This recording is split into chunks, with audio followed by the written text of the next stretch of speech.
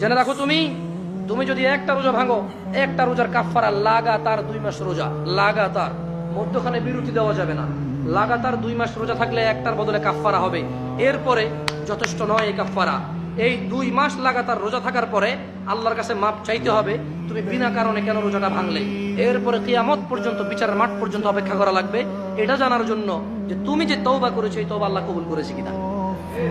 কত ভয়ানক একটা ব্যাপার না? রোজা রাখবা ইনশাআল্লাহ, রোজা রাখবা ইনশাআল্লাহ। বেতাগার মানুষ, খুশি হয়ে যাও,